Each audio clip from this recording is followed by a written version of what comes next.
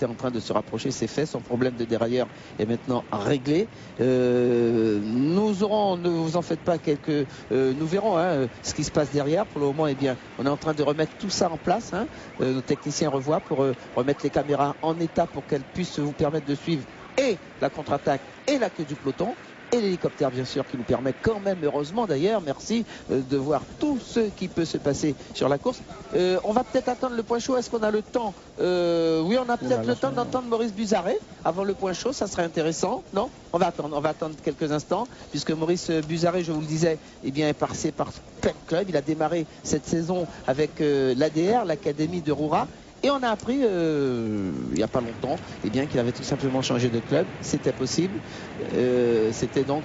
voilà. Alors, je pense qu'on peut peut-être l'entendre. Enfin, ça décide. Voilà. Les points chauds arrivent, donc on va entendre Maurice Buzarret après. Donc, on se rapproche du sommet Morne-au-Canard. Ce n'est pas très compliqué, mais ça grimpe un petit peu plus fort sur quelques dizaines de mètres. Et c'est suffisant.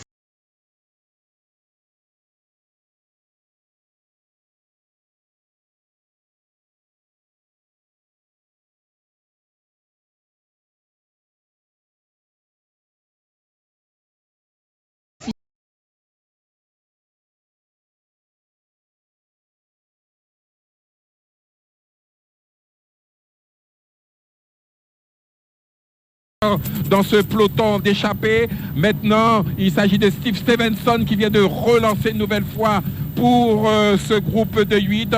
Il y a là ensuite Brun pour l'équipe de Bourg-en-Bresse et Saint-Étienne. Puis c'est Patrice de Naïs-Cordo lui-même. Nous n'avons pas encore l'entrée de Tony Grande en vue, mais Louis Sablon de la Guadeloupe lui aussi, qui va prendre sa part dans ce relais des 8 hommes. Donc vous voyez, pour l'instant, ce groupe s'entend et continue à mener un train d'enfer vers maintenant les 40 derniers kilomètres, Fabrice. Vous nous direz pour le top dès que vous arriverez au carrefour de Tony Grande et rectifiant. Le coureur en tête, Jean-Gilles, rien de particulier. Je crois que la pluie a un peu cessé. Oui, on a un petit peu de répit, un petit peu de répit, alors qu'on est à l'entrée donc de Tony Grande. On va passer donc la croisée de l'entrée de Tony Grande. Le groupe est encore compact. Il est plus qu'à 8, ce groupe, puisque je vous rappelle que Ludovic Dantin et le Belge Smet sont tombés à la sortie du petit pont en fer. Je vais retrouver le nom un petit peu plus tard. Et ces deux garçons donc n'ont pu poursuivre au sein de ce groupe. Denara a eu très chaud avec un problème sur son dérailleur et il a pu, lui, heureusement, revenir.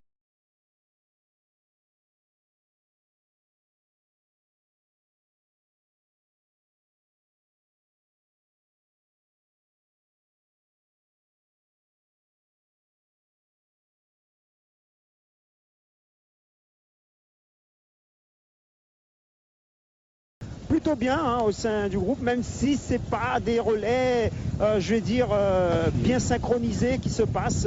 On voit beaucoup les coureurs du VCG, parce que vous avez quand même la moitié de l'équipe 1 du VCG qui est représentée là, dont Patrice de Naïs-Cordo, et c'est vraiment du tout bon, et avec la fenêtre également. Donc autant dire que là ils ont leurs deux meilleurs coureurs sur le papier pour cette 26e édition du Tour, devant dans la première échappée. Donc ils vont tout donner. D'ailleurs hier on a entendu Peter Gerville nous dire dans la présentation de son équipe: moi je demande toujours à mes coureurs d'être devant, de faire la course devant, de participer pour que l'échappée aille jusqu'au bout. Donc là c'est l'exemple et c'est la démonstration de cette philosophie de course. Pointage 1 minute entre la tête et le groupe et le peloton, on va dire, eh bien il resterait 31 km 600 avant l'arrivée. Voilà la bretelle dont on parlait. Eh bien le point chaud n'est pas très loin et on va y aller d'ici quelques minutes. Les deux hommes sont bien entendu intéressés. On va le voir, on va le suivre en direct, puisque pour le moment, eh bien le temps nous autorise à voir les images. La pluie semble cesser un peu. tant mieux, et c'est ce qu'on a envie. On a toujours l'impression de voir des brouillards, mais c'est à cause... C'est l'évapotranspiration voilà, qui est ça. intense, Oui. même si l'hygrométrie était de 78 degrés aujourd'hui.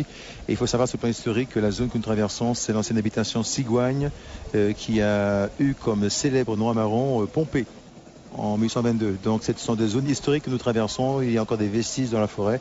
Donc au bulldozer qui manœuvre, regardez bien, il y a forcément des vestiges. Qu'est-ce qu'on près de vos pourrait machines. trouver justement Absolument. qu'est-ce qu'on pourrait trouver? Des chaudières donc à sucre, à Vézou. Et puis aussi des pipes en argile blanche que nous avons pu trouver nous-mêmes lorsque nous sommes passés après les bulldozers. Voilà. Donc précaution, sont des zones extrêmement qui ont un lourd passé historique. Donc il faut faire attention quand on déboise. Là, le peloton, on a aperçu Casala, ils sont tous là. Regardez Michael Stanis, regardez les champions de Guyane, ils sont là, ils essayent ils savent que l'écart n'est pas très important, 1 minute, c'est vrai, c'est pas grave, mais avant l'étape, regardez, on va l'écouter tout à l'heure, Hautebourg, on va l'entendre, il a 50 ans et il court toujours, c'est un des plus anciens du peloton et il est donc dans ce peloton. Regardez Jackie Fonclos, me semble-t-il, du vélo club de Kourou. Ce sont des jeunes qui vraiment essayent de faire le maximum. Ils tentent d'être présents. Ils ont raison, hein, bien sûr. Voilà. Eh ben, on va écouter peut-être Hautebourg. Voilà, on écoute Lucien Hautebourg. Voilà, Lucien Hautebourg qui justement est le plus âgé du peloton. Il a 50 ans et il espère encore. Et il a les jambes pour cela. Cette première étape. Mais d'abord, il faudra être vigilant puisque les coureurs, la moitié des coureurs du peloton ne se connaît pas. Donc il faudra faire attention aux chutes, il faudra être vigilant sur les cassures, notamment les 30 premiers kilomètres. Donc je pense que les 30 premiers kilomètres seront décisifs avec les 30 derniers. C'est une course difficile selon vous, ce tour?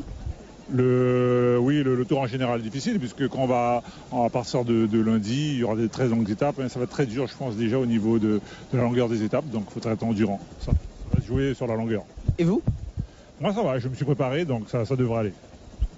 Voilà, je vous ai dit 50 ans, c'est vrai, mais il y a Alex Martial qui a 2 ans de plus. Merci Claude Innocent pour cette information du Vélo Club du Maroni. Donc 50 et 52 ans, le voilà, celui-ci qu'on vient d'entendre, toujours bien sur ses jambes du RMB, justement Lucien Hautebourg. Jean-Gilles. Oui, juste pour vous dire, puisque vous parlez de cinquantenaire. Et malheureusement, et je dis ça surtout pour notre ami Claude Innocent qui s'était attaché à faire une interview d'Alex Martial, 51 ans, le doyen du peloton, distancé dès le départ, il a abandonné au 60e kilomètre. Voilà, Claude le verra pas à Saint-Laurent. Donc c'est une information quand même, le premier abandon du Tour 2015, justement, Alex Martial, on va le signaler, donc qui a dû lever le pied, mais il a mis le pied à terre plutôt pour cette première étape, abandon. Donc ils ne sont plus que 112 coureurs dans cette étape, en tout cas sur la route du Tour de Guyane. Alors que l'ardoisière, que l'on salue, on vous l'a dit tout à l'heure, Madame justement Marie-Dominique Colonnette est là.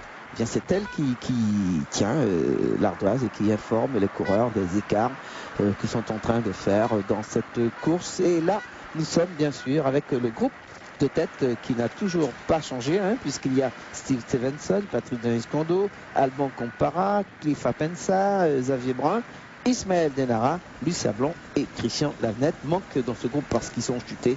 Ken Smet et Ludovic Dantin qui ont repris bien sûr la course, et pour le moment, Denara vient de se faire relayer par Lucien Blanc. Oui, mais je pense que l'échappée qu'on voit en train d'évoluer actuellement doit sûrement avoir une quarantaine de secondes sur le groupe des poursuivants du Belge. Patrick Denis-Kondo en action. Il y avait le Belge Van Roy, tout ça, et avec Ludovic Dantin. Donc je pense que ce groupe de poursuivants vont sûrement revenir sur cette échappée, puisque devant ça va, puisqu'ils jouent après, ils veulent plusieurs maillots. Il y a le maillot des points chauds, il y a le maillot jaune, donc il faut conserver leur écart. Donc ça va revenir sur eux à l'avant. Mais pour le peloton, je pense que c'est presque mort, puisqu'ils prennent du temps pour revenir et on a vu que, selon moi, il doit avoir déjà 2 minutes avec le peloton. Alors, il y a une toute petite animation, hein, puisque nous sommes aux abords de la ligne d'arrivée. Je ne sais pas si Jean-Yves suit, car il a plusieurs yeux. Hein. Lui, il a les motos, les caméras, mais il a aussi les caméras de la ligne d'arrivée. Il y a une animation parce que l'arche est en train de, me semble-t-il, elle bougeait il y a quelques instants. Alors je ne sais pas si elle se dégonflait. Et donc si elle se dégonflait pour voir un petit peu. Mais il y a beaucoup de monde, il y a une ambiance. C'est une ligne d'arrivée, mais rien de mal. Hein. Les responsables sont là, alors que nous approchons tout doucement de ce troisième point chaud. Et on le verra. Nous allons voir ce magnifique pont hein, sur cette route qui nous permet de traverser la RD5 hein, entre Montsinéry, le voilà, et Montsinéry et Tau. Alors, ce pont-là, c'est le pont, alors attendez, je vais vous le dire d'ici quelques instants, oh là là. Le pont des Cascades. Le pont des Cascades. Le pont des Cascades. C'est le pont des Cascades, oui. Voilà. Nous venons de quitter le lieu-dit Marignan. Voilà encore une loi du toponymique. Marignan, c'est une famille bien connue de Guyane, donc voilà. Et le pont des Cascades, tout simplement parce que la rivière qui passe en dessous, sous ce pont-là, s'appelle les Cascades. C'est toujours pareil, ancienne zone d'habitation coloniale aussi. Vous voyez que le fleuve est extrêmement turbide. Officiellement, il n'y a pas de chercheurs d'or dans la région, mais bon, c'est quand même étonnant que le fleuve soit aussi turbide. Voilà, donc c'est là qu'a eu lieu l'évasion de Papillon, donc Henri Charrière, pour sa 3e évasion de la Guyane. C'est de là qu'il s'est échappé. Et c'est la raison pour laquelle dans son roman, si vous le relisez, il parle de la crique Anguille, il parle du fameux anamite qu'il appelle Cuicui. Ça veut dire tout simplement que Henri Charrière était dans le secteur comme corvée du bagne. Alors, merci Gênes, toujours en restant dans la course.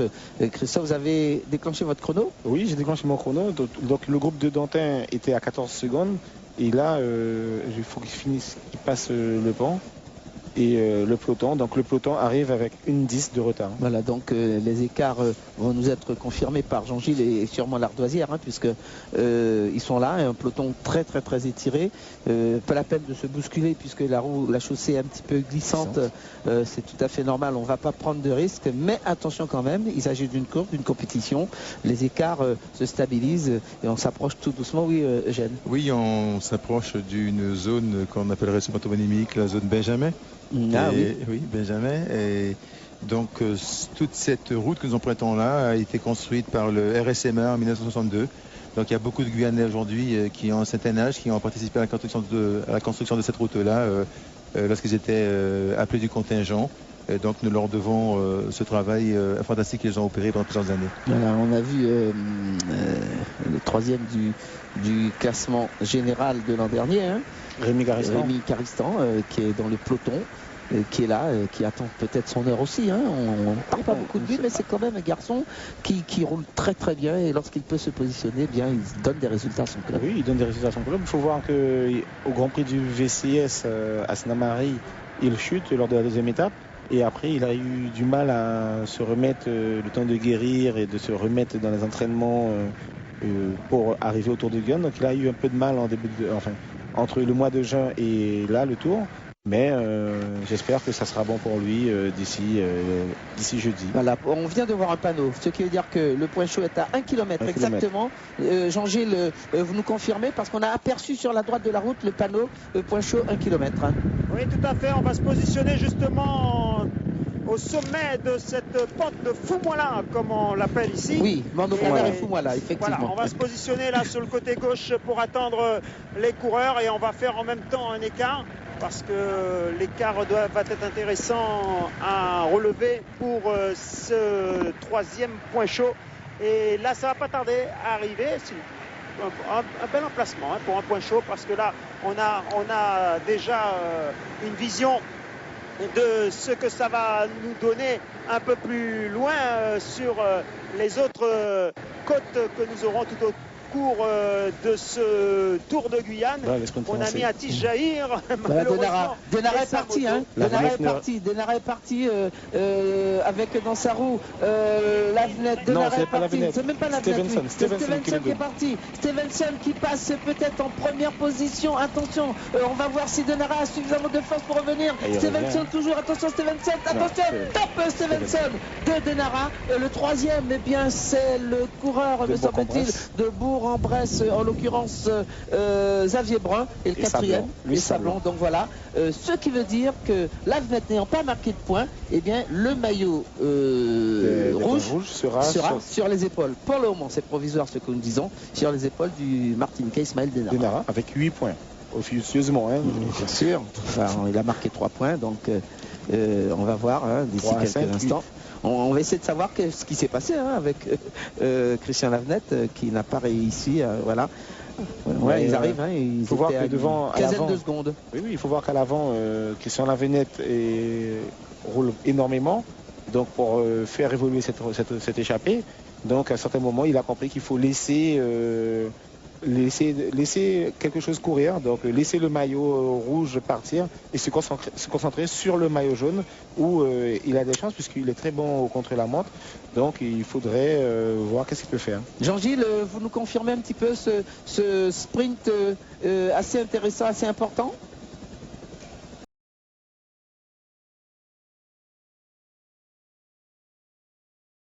Vous nous confirmez bien que le coureur de Bourg-en-Bresse, c'est Compara. C'est Compara.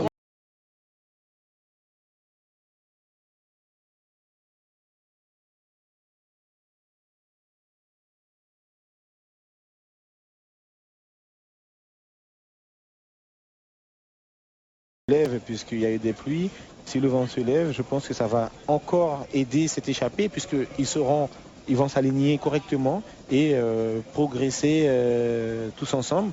Donc ça peut-être que là aussi, avec le retour des Belges et de l'Hollandais et de Ludovic Dantin, ça permettra, pourquoi pas, à la Guyane de prendre sa première victoire. Pourquoi pas Ludovic Dantin et avec le maillot jaune. À 29 km de l'arrivée pour le moment. Zone agricole toujours Non, nous avons quitté l'habitation La Solitude que j'ai vu appeler Le Solitaire. Mais c'est plutôt La Solitude que je connais sur le plan historique. Et puis l'habitation Beau Séjour aussi qui est très connue. Et nous entrons dans une zone historique pour le transport aérien, la zone du Galion, qui a connu le premier aérodrome du pays, qui était géré par un syndic de négociants guyanais. Et cet aérodrome, vu sa dangerosité, a été donc doublé en 1943 par la construction de l'aéroport de Rochambeau par l'armée américaine qui a bouclé la construction de manière extraordinaire en une seule année. Et en 1944, la Guyane avait donc un aéroport capable d'accueillir les bombardiers américains sans risque. Mais c'était l'armée américaine, donc l'US Air Force, qui gérait Rochambeau. Et il fallait obtenir l'autorisation de l'armée américaine pour atterrir à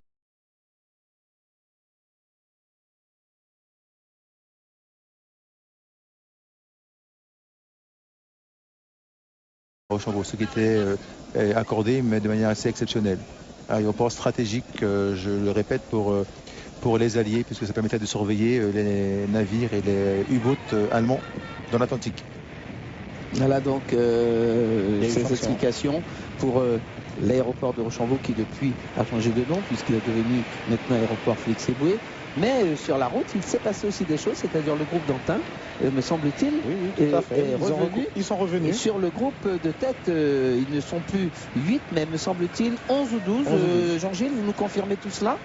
Très exactement, 13 coureurs, et dont Ludovic Dantin qui a bénéficié justement de l'arrivée des coureurs intercalés dont je vous parlais tout à l'heure. Il y avait Bauer, il y avait De Kock, et ces coureurs donc sont revenus et ont fait la jonction et ont ramené justement Ludovic Dantin, entre autres Esmet qui avait chuté et qui était dans ce groupe de tête. Donc maintenant ils sont à 13 dans ce groupe. Voilà donc pour le moment, Jean-Gilles, on va essayer de revenir sur vous parce qu'il y a une petite friction autour de votre micro, mais on vous retrouvera. Donc je rappelle quand même, parce qu'il faut signaler que la physionomie est la suivante.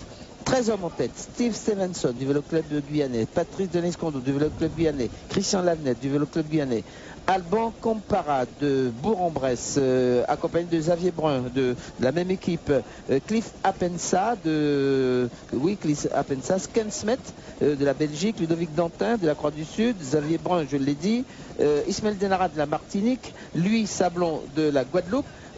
Ensuite sont arrivés Dylan de Jonk des Pays-Bas. Il y a eu également Simon Von Reitz de la Belgique, Martin Bauer de l'Allemagne et Denis Chambois du Vélo Club du Maroni. Voilà pour les 13 hommes. Jean-Gilles, apparemment c'est mieux techniquement. On vous écoute.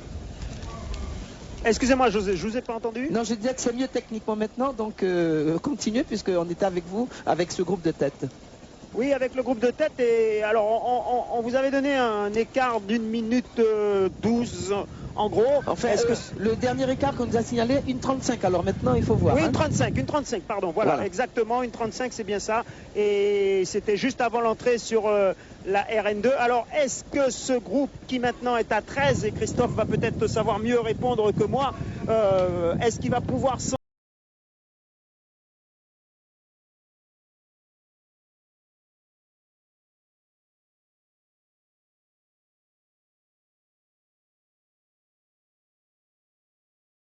organisation Ils ne vont pas revenir sur cette échappée, car derrière, 13. sur les 13 coureurs de tête, ils sont obligés, quelle que soit la Martinique, même la Guadeloupe, ils sont obligés de rouler. Ils ne peuvent pas laisser une échappée de 13 coureurs avec 3 coureurs du Vélo Club, 2 de Bourg-en-Bresse, 2 Belges à l'avant, puisque eux, ils n'ont qu'une seule carte. Donc tout le monde sera obligé de collaborer pour revenir. Sauf qu'à l'avant, tous ceux de l'arrière du peloton seront obligés de rouler pour revenir sur le groupe de tête. Sauf que là, on voit Geoffrey Valide de l'Académie de Rouen qui ne sont pas représentés. Simon Chauvin, qui lui aussi est obligé d'aller rouler pour Vincent Lebel. Donc voilà, toutes les équipes pas représentées et même celles qui sont représentées sont obligées de rouler car devant, il y a quand même, je l'ai dit tout à l'heure, avant même l'échappée, il y a un coureur qui pour moi fait partie.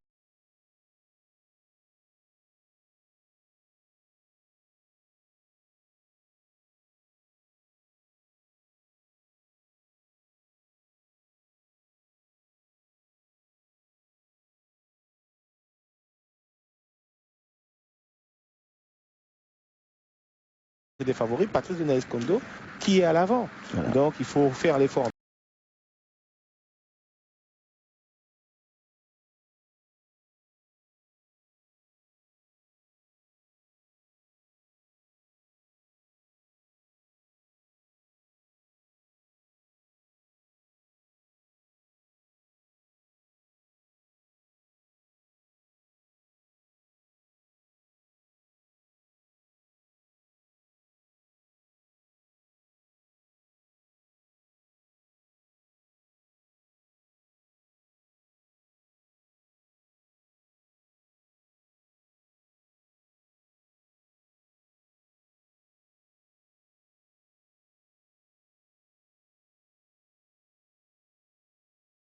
Au club, eux, ils sont obligés de dire à leurs coureurs de continuer, puisqu'ils ont des sprinteurs à l'arrière. Là, on voit un coureur. Il s'agit de l'Allemand Alexander Müller, qui est là, qui est intercalé, qui essaie de sortir à son tour, pourquoi pas. Qui essaie de sortir à son tour, pourquoi pas. Mais pour le moment, eh bien, il a le peloton qui est derrière lui. On va pas peut-être le laisser partir comme ça. Non, on va pas laisser partir. Là, nous sommes au point du Tour de l'Île. Donc, on arrive très vite sur Rémy-Armand-Joly. Surtout que je pense qu'il ne doit pas avoir beaucoup de vent puisqu'il pleut. Donc, alors, le Tour de l'Île quelque chose. Pour la géographie, il faut savoir que nous entrons sur l'île de Cayenne et que le Tour de l'Île est un affluent de la rivière de Cayenne qui se jette dans l'Auillac pour former la confluence du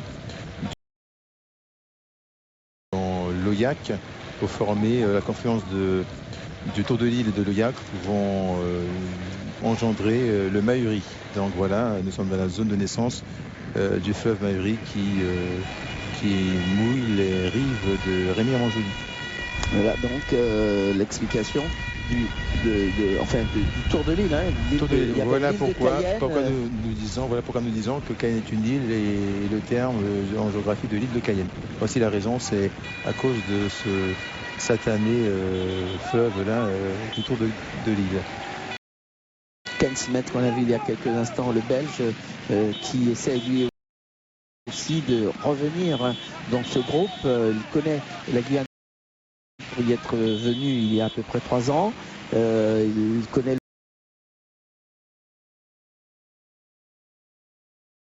le profil. Pour lui, il a une équipe qui puisse lui permettre d'être bien. Mais pour cela, il faut être dans la bonne échappée. Il faut être dans la bonne échappée. Ils ont fait l'effort de revenir pendant que ça tergiversait à l'arrière. Ils sont revenus. Alexander Muller. Avec Dantin et tous les autres. Ils sont revenus. Maintenant, il faut continuer à...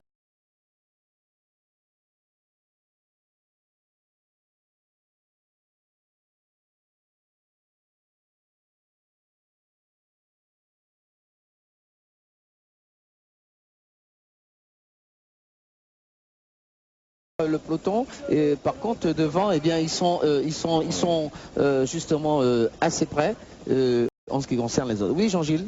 On vient de passer le panneau 20 km de la Voilà exactement. Et 1,42 pour l'écart. Voilà 1,42, on est pratiquement dans la même physionomie. C'est jouable. C'est jouable pour les hommes de tête, mais on sait très bien dans les derniers kilomètres, le peloton va aller très très vite. Ça pourrait descendre à moins de la minute. Ça peut descendre à moins de la minute si derrière ça se met à rouler. Mais devant aussi, il faudrait que les coureurs qui continuent à collaborer, le Vélo Club, sachant qu'ils ont leur leader, ils devraient continuer eux.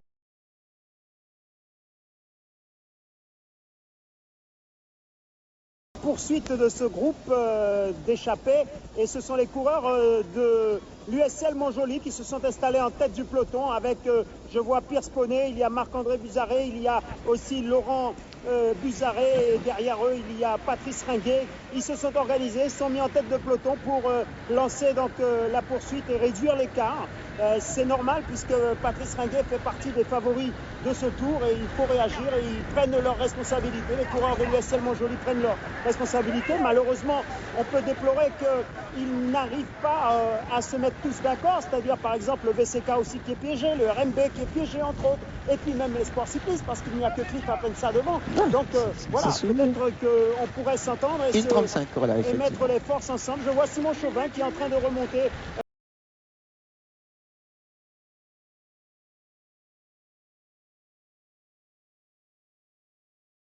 Joli. Peut-être qu'on va finir par s'entendre pour réduire l'écart. Voilà, une 35 nous signale-t-on d'ailleurs, hein, pourquoi pas. S'ils ont décidé, c'est vrai, les leaders ne sont pas là. Ils n'ont pas intérêt à regarder alors que Patrice Descondo, qui lui se trouve dans le groupe de tête, s'est retourné pour voir un petit peu ce qui se passe et laisser passer d'ailleurs. Oui, bien sûr. C'était le Belge Smet qui lui aussi se retourne. Alors ils se disent peut-être pourquoi pas, on passe devant le village amérindien. Oui, absolument, oui, le village amérindien de Sainte-Rose de Lima, qui est un village amérindien. Le carrefour de Sainte-Rose. Et puis on arrive bientôt au carrefour de Califourchon, le carrefour du chaman, très connu, qui représente les ethnies autochtones de la Guyane, qu'on appelle aussi par rhétorique les peuples fondateurs, les peuples premiers. Et on sera à ce moment-là à 16 km de l'arrivée, ça veut dire qu'il faudra vraiment être costaud maintenant pour aller chercher les hommes de tête. Le voici. Voici ce beau carrefour donc du chaman avec des plantations de palmiers wassail et puis de manioc aussi. Donc il va y avoir donc après ce carrefour Califourchon, le giratoire où je rappelle il reste 16 km 700 pour être précis au niveau de l'arrivée. On va aller vers le prochain giratoire à 10 km de l'arrivée et un peloton qui semble vouloir résister, en tout cas un groupe de tête qui veut résister au peloton. Jean-Gilles, pour le moment, eh bien, c'est presque bon pour les hommes de tête.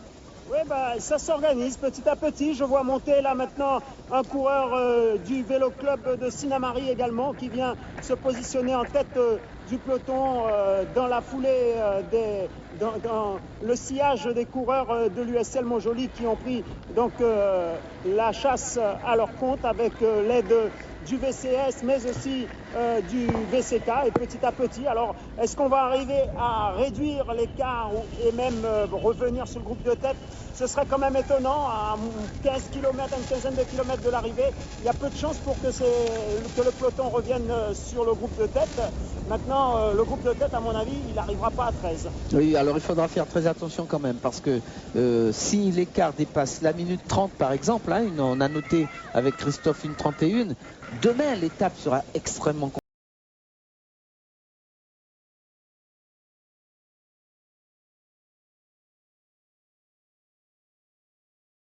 complexe, parce que les hommes de tête d'aujourd'hui seront peut-être les hommes de tête de... Ils se disent qu'ils ont aussi leur chance. Leur chance, ils Voilà. continuent. De toute façon, ça c'est leur habitude, les Européens, de toujours rouler jusqu'à l'arrivée. Après, ils règlent. Et ils se disent qu'ils ont une carte à jouer. Hein. On parle de ceux qu'on connaît pour le sprint. S'ils sont là, c'est que peut-être ils se disent qu'ils ont aussi leur chance. Mais le 51 qui s'appelle de Koch. Dylan de Koch. Je pense qu'il doit quand même assez bien sprinter. Il est quand même assez puissant. C'est un gars qui peut démarrer sur les derniers kilomètres et faire la différence. Car on a vu que Stevenson a quand même pris du temps pour aller passer son relais. Donc c'est quand même important. Il faut rester vigilant. Cliff Apensa également, hein, qui est un client sérieux pour l'arrivée aujourd'hui, hein, qui a quand même une belle pointe de vitesse. Donc tout ça, il faut que les gars restent encore organisés le plus longtemps que possible. Et après, c'est sûr qu'il y aura des attaques et certaines ne seront pas sur le final. L'écart se réduit, hein, une 25 pour le moment, on l'avait dit. Hein, mais c'est quand même beaucoup. À environ 10 km de l'arrivée, hein, 10 km de l'arrivée, c'est encore beaucoup, une 25. Je ne suis pas certain que ce groupe-là va se laisser, voilà, on le voit à 1 minute 25, je ne suis pas sûr et certain que ce groupe va se laisser rattraper par le peloton, même si derrière on sait qu'il y a une réaction. Depuis quelque temps on l'a senti que derrière, eh bien, ça vient, mais le peloton, voilà, 15 km exactement nous signale, donc le peloton derrière réagit, mais timidement. Timidement, mais quand même le peloton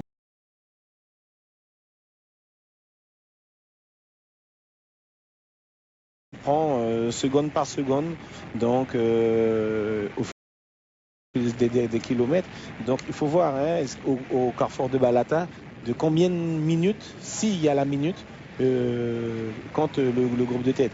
Et là on pourra dire que quand même qu'avec 1 minute à 10 km de l'arrivée, le vainqueur se trouve dans le groupe de tête. Voilà, Puisqu'il faut savoir que c'est quand même 1 minute sur 10 km qu'un peloton peut combler. Voilà, donc pour le moment, hein, je rappelle 13 hommes en tête de course avec 1 minute et 25 secondes sur un peloton emmené pour le moment par le Courrousien, me semble-t-il, c'est le Colombien du vélo club de Kourou, effectivement, qui est en train d'emmener ce course. Et il a d'ailleurs été le dernier, hein, à avoir ce matin émargé. On l'attendait avant de fermer, je dirais, avant de fermer la liste d'émargement. Il est arrivé de justesse pour pouvoir émarger. Oui, donc on voit sur l'écran à droite qu'il y a quand même des attaques, hein. Donc le groupe va se disloquer. Il y a 3 coureurs qui s'en vont, en espérant quand même qu'il y ait un ou 2 Guyanais là-dedans et que ça collabore. Et puisque devant, tout le monde ne collabore plus, on commence à regarder. On sait qu'on ne doit pas rouler puisqu'il y a les leaders derrière des équipes, hein. Par exemple, comment il s'appelle, Denara par exemple, sachant qu'il y a Arcade, Michael Laurent à l'arrière, ils doivent laisser quand même revenir. Donc à l'avant, il y a Patrice Donaïs Kondo. C'est revenu. Voilà, donc vous voyez, hein, ça revient. Nous sommes au giratoire du côté du Palais Omnisport Georges Théolade. Et je vous rappelle, hein, d'ailleurs que pour tenter de remporter 200 €, envoyez tout de suite par SMS Tour au 97 9730 afin de participer au tirage au sort et tenter de remporter 200 € aujourd'hui. Service édité par Access Interactive, 0,60.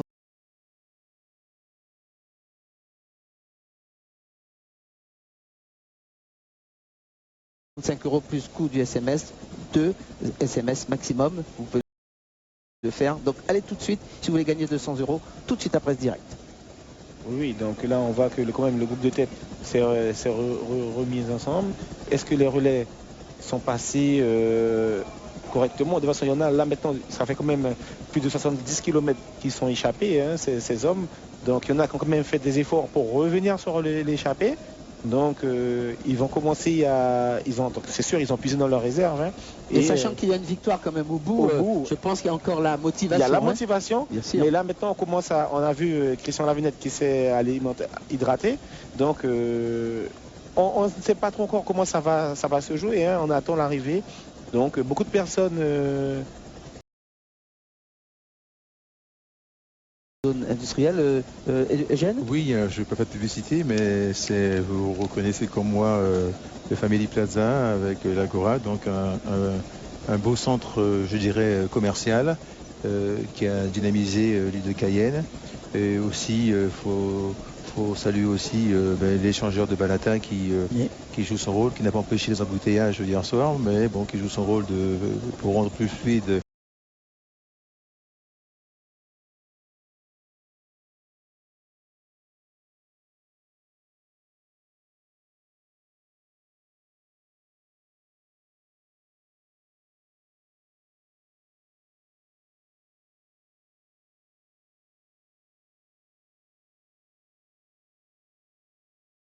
la circulation. Donc c'est une zone qui est exposée sur le plan industriel et c'est tant mieux pour la création de l'emploi et le bassin d'emploi de l'île de Cayenne. Voilà donc une zone qui devient de plus en plus riche et moderne, hein, on l'a vu, on en a beaucoup parlé et qui continue bien sûr d'être présente ici alors que le peloton me semble laisser tomber. Hein.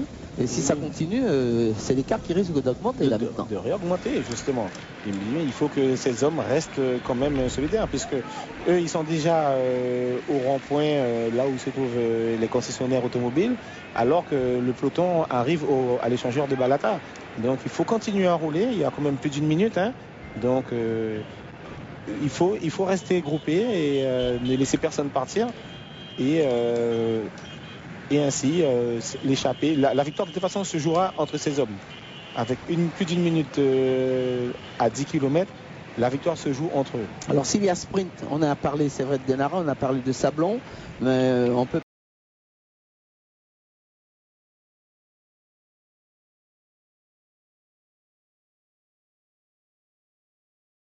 parler peut-être, on ne connaît pas le Hollandais de Kock qui est là, peut-être que il est parti, le Verse, il est parti exactement comme ceci. On va retrouver Jean-Gilles. Jean-Gilles? Oui, eh bien écoutez messieurs, pour vous dire que l'écart est en train de fondre, on est à 50 secondes. Voilà, après avoir passé, donc il reste encore 9 km de course. Voilà, 50 secondes à 9 km de l'arrivée. Attention, c'est quand même très important. Les hommes sont en train de se tester, de se regarder. On essaye de voir et c'est toujours les mêmes que l'on trouve maintenant depuis pas mal de temps, c'est-à-dire Dylan de Kock, Simon Van Roy, Martin Bauer ou encore Ismaël Denara. Ce sont eux qu'on voit. On a aperçu également Patrice Daniscondo, 50 secondes d'écart entre le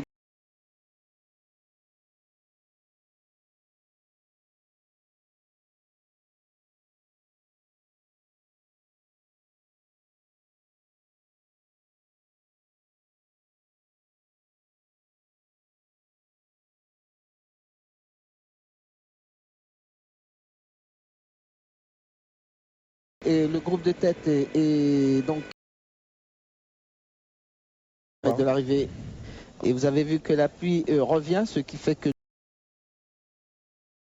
nous ne sommes pas en mesure de vous proposer notre moto 1, mais l'hélicoptère est là pour vous rappeler quand même qu'il y a Stevenson, Daniscondo, Campara, Apensa, Smets, Dantin, Brun, Denara, Sablon, Lavenette, De Kock, Von Roy, Bauer et Tony Changwa, que l'on ne voit pas.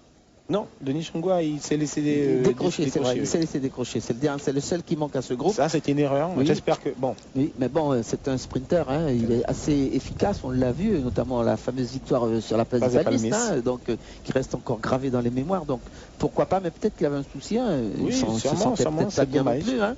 Mais c'est un garçon, si il doit se présenter au sprint, il faut compter aussi avec lui. Il faut vraiment compter avec lui, parce qu'il a quand même, il faut voir que jeudi encore, je ne sais pas s'il a travaillé vendredi, mais jeudi encore, il travaillait lors de la présentation des équipes.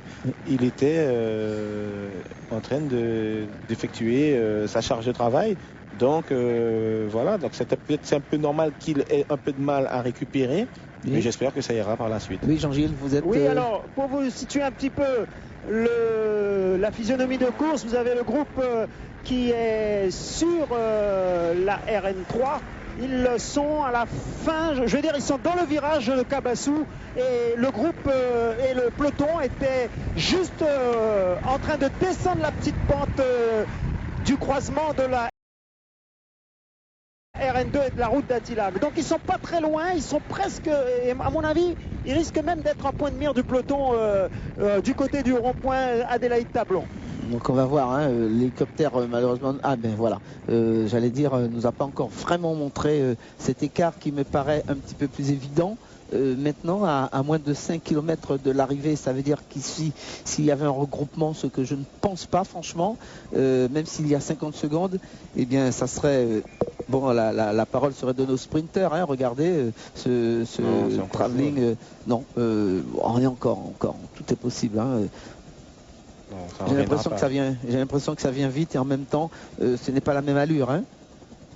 Voilà, donc Jean-Gilles, une info avec Denaïs Kondo. Oui, je vous disais, il y avait des signes d'agacement de Patrice Denaïs Kondo qui déplorait peut-être le manque de collaboration, mais je pense qu'il doit y avoir aussi un phénomène fatigue qui rentre en ligne de compte et forcément on commence à s'économiser. C'est vrai. En prévision, bien sûr, d'un sprint. Alors, en s'économisant, eh bien, on perd du terrain aussi. Hein, il faut quand même le faire savoir. Hein, c'est que on ne peut pas faire autrement. Hein, on s'économise et on perd du terrain. Le peloton, lui, revient, mais pour le moment, c'est pas encore le cas. Juste avant l'arrivée, Eugène, on passe une zone industrielle. Oui, sur la droite, je ne vais pas faire de publicité, pas comme un hélicoptère qui travaille pour nous. Et sur la gauche, il y a l'emplacement du futur cimetière de Rémire-Montjoly. Du bourg de Rémire, ce sera le tout dernier. Et l'arrivée, eh bien, elle sera là. 1 km 800 après le dernier giratoire dans quelques instants. Et pour le moment, eh bien, 13 hommes en tête. Je vous rappelle très rapidement leur nom. Steve Stevenson du Vélo Club Guyanais, Patrice Denaïs Kondo du Vélo Club Guyanais, Christian Lavenette du Vélo Club Guyanais, Alban Campara de Bourg-en-Bresse ainsi que son coéquipier Xavier Brun. Il y a également Cliff Apensa de l'Espoir Cycliste, le Belge Ken Smet, Ludovic Dantin de la Croix du Sud, Ismaël Denara de la Martinique. On trouve également Louis Sablon de la Guadeloupe, Dylan de Coq de la Hollande, Simon Van Roy de l'équipe belge, le deuxième de ce groupe, l'Allemand Martin Bauer. Voilà donc les hommes qui se trouvent pour le moment à moins de 1 km 800. Jean-Gilles, pour le moment, pas de jonction. Personne n'est sorti du peloton pour venir.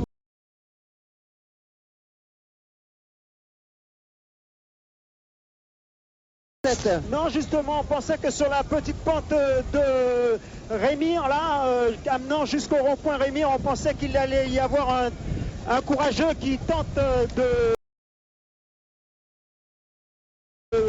profiter de cette...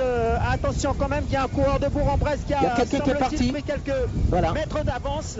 Alors Stevenson est lâché apparemment. Bon, sur cette vue aérienne, effectivement, Jean-Gilles, il y a du monde. Hein, de Bourg-en-Bresse, me semble-t-il, qui est sorti du peloton, du groupe de tête. C'est très étiré pour le moment. Il y en a un qui a pris une cinquantaine de mètres. On va essayer de le voir parce que c'est très fou pour nous, malheureusement à cause de Xavier Brun, José. Voilà, donc de Bourg-en-Bresse qui serait sorti. Je rappelle que le vainqueur de l'étape d'aujourd'hui sera le premier porteur du maillot jaune.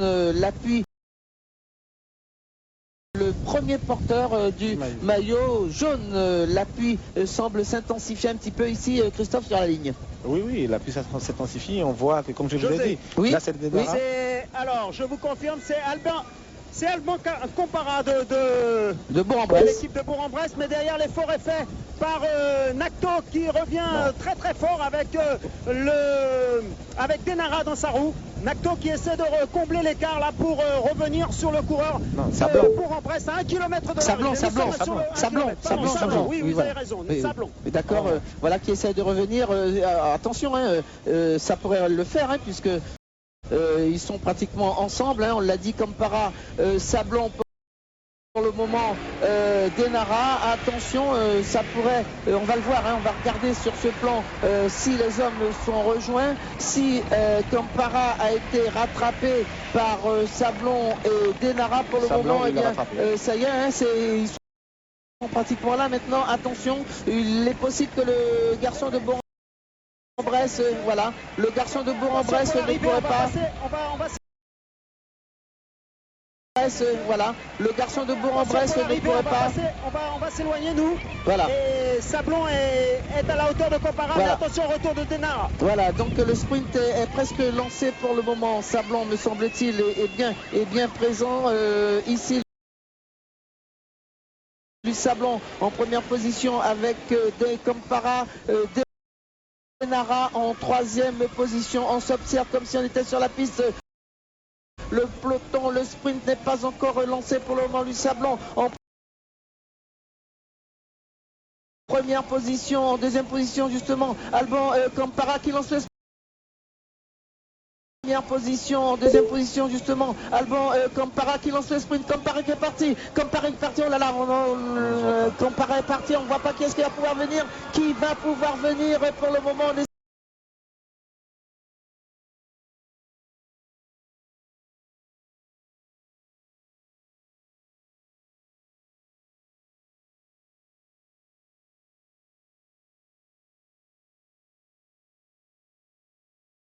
de voir, il s'agit, lui Sablon va arriver, Sablon va donner la victoire, Sablon de Compara.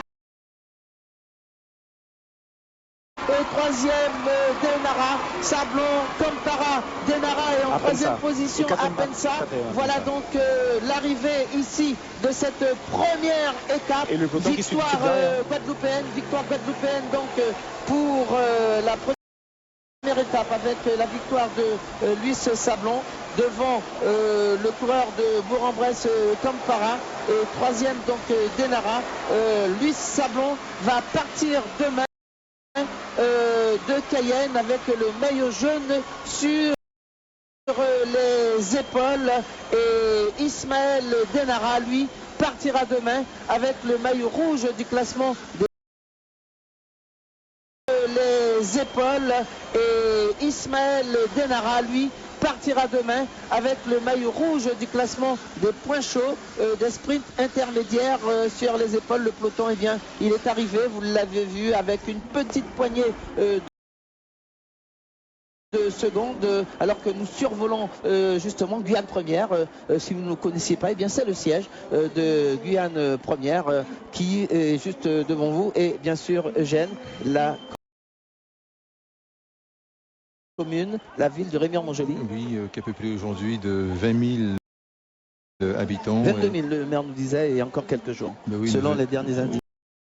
Oui, les jeunes font des enfants, donc c'était les statistiques de 2011, et c'est une commune de 48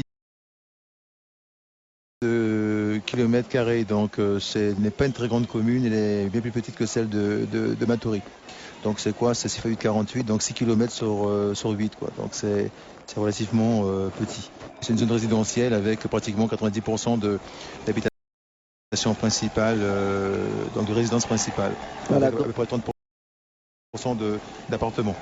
Voilà, donc Jean-Gilles, interview oui. Peut-être, oui. Est-ce que vous m'entendez, José? Ouais, allez-y, on vous entend. Bon, bah écoutez, on va revenir vers le vainqueur. Alors, vous nous confirmez que c'est bien Luis Sablon qui a gagné. Malheureusement, il nous est arrivé.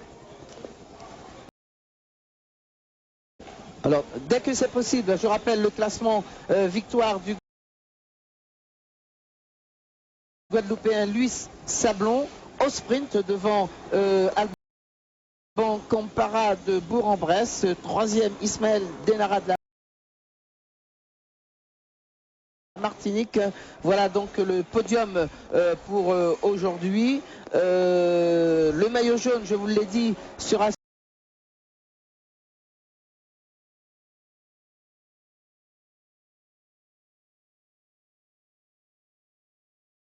sur les épaules de Luis Sablon.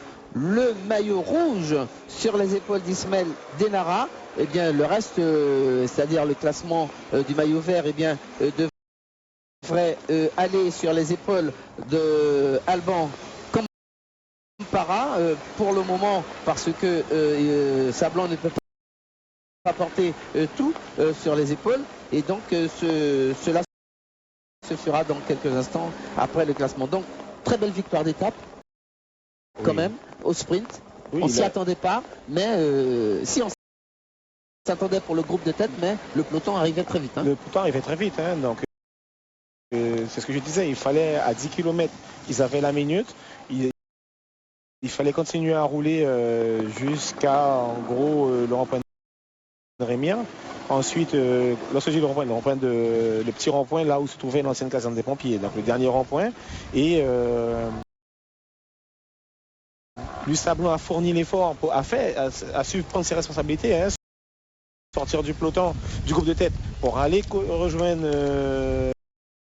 le Belge à l'avant. On va revoir l'arrivée d'ici quelques instants, effectivement, alors qu'il y a un fort vent ici, regardez, voilà. L'arrivée de Luis Sablon qui franchit la ligne devant justement Alban Campara, un peu déçu, et le troisième. Jean-Gilles, vous êtes avec le vainqueur et la belle victoire de Luis Sablon. Jean-Gilles ?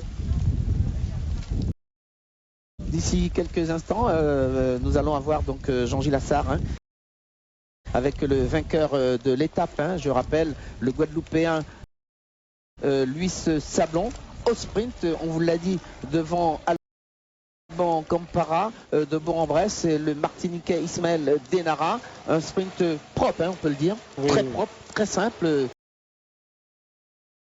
On ne peut pas dire facile, mais de très bonne facture. Oui, de très bonne facture. Ça prouve déjà le niveau de Luis Sablon qui a fait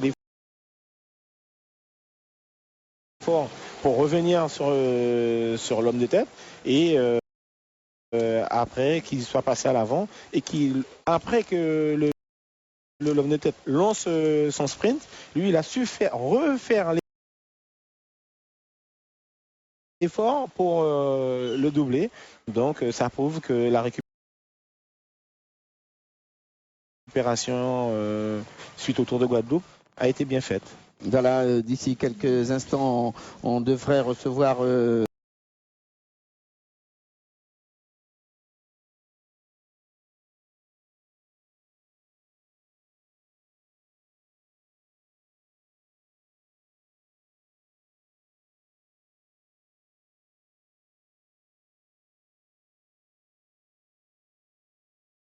toute la population, que ce soit les jeunes, les moins jeunes, participe et ait la possibilité de faire du sport dans cette belle commune. Alors quels sont vos objectifs, quels sont vos projets? Nous allons rentrer dans une année olympique.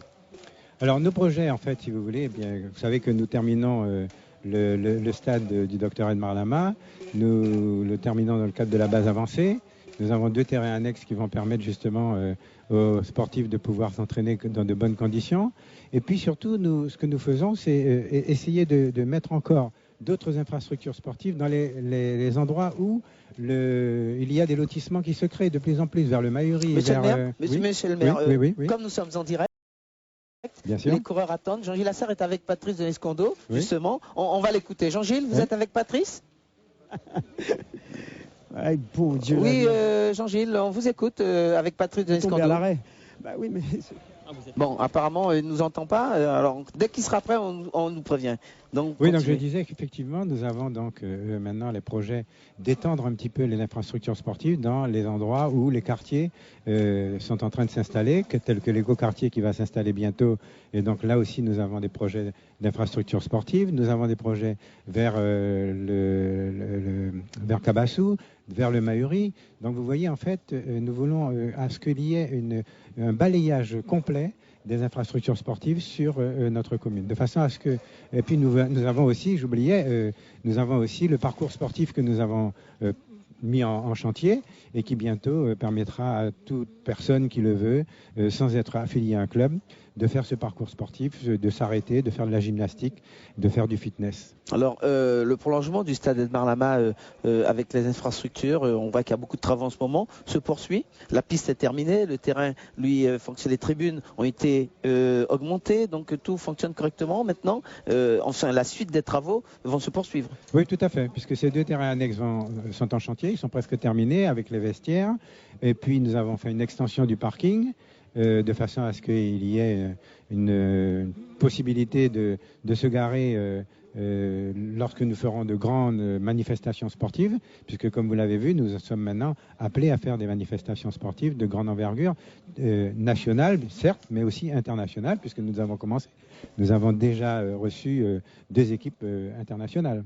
Voilà, alors je sais que la cérémonie protocolaire est dirigée par vous, donc on va se quitter. En tout cas, je vous remercie beaucoup, monsieur le maire, d'être venu. Vous serez demain au départ de l'étape qui va à Aroura, pardon. Oui, bien sûr. Merci en tout cas. Voilà, donc, merci beaucoup. Merci en tout cas, puisque les coureurs vous attendent pour la cérémonie officielle dans quelques instants. Je ne sais pas si nous sommes en mesure de parler à nouveau avec Jean-Gilles Assard. Non, pour le moment, donc, c'est pas possible. Alors, eh bien, on va écouter Maïva Solvi.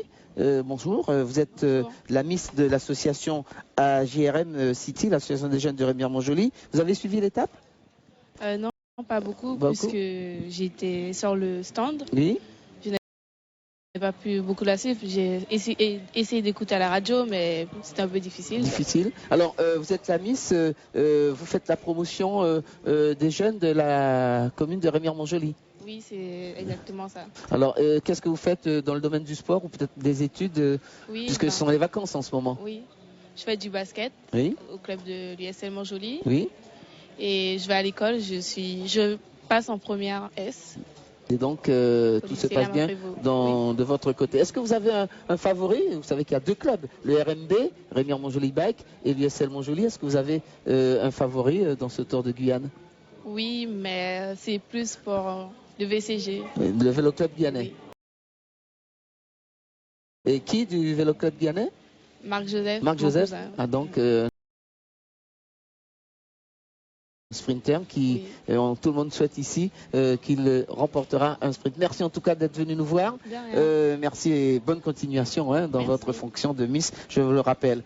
Je rappelle que l'étape aujourd'hui a été remportée par le Guadeloupéen Luis Sablon. Il va donc porter le maillot jaune aujourd'hui devant Alban Compara de Bourg-en-Bresse. Le 3e, Ismaël Denara de la Martinique, qui lui partira demain avec le maillot rouge sur les épaules. La pluie, vous l'avez vu, est tombée. Dans quelques instants, on va vous proposer le profil de la 2e étape qui d'ailleurs sera très très longue puisque cette 2e étape est en 2 tronçons avec Cayenne, la 2e étape, je disais Cayenne-Matoury, non, la 2e étape c'est Cayenne-Roura. Montsinéry, Tonnet-Grande. Cette course d'ailleurs qui est longue de 125 km va aller du côté de la route de l'Est et un demi-tour qui pourrait être assez difficile. On va parler justement, Christophe, d'écart pour cette étape, vraisemblablement avant d'arriver à Roura. Je pense qu'il y aura des écarts puisque tous ceux qui ne sont pas de bons grimpeurs, avant le demi-tour, vu les fameuses pentes de 10%, ça fera des écarts. L'an dernier, nous l'avons vu également. Donc là, ça fera des écarts, sans compter que l'après-midi, il y aura le fameux contre-la-montre de 10 km. Voilà. Qui sera le deuxième tronçon, justement, que l'on va voir d'ici quelques instants. Deuxième tronçon après 3 heures de repos. Et 10 km, ce n'est rien, mais la portion de 10 km est difficile. Oui, la portion de 10 km, elle est quand même difficile. Hein. C'est ce qui voudra dire qu'il faudrait que les coureurs s'échauffent correctement, fassent au moins 1 heure d'échauffement. De toute façon, c'est ce que les leaders feront. 1 heure d'échauffement.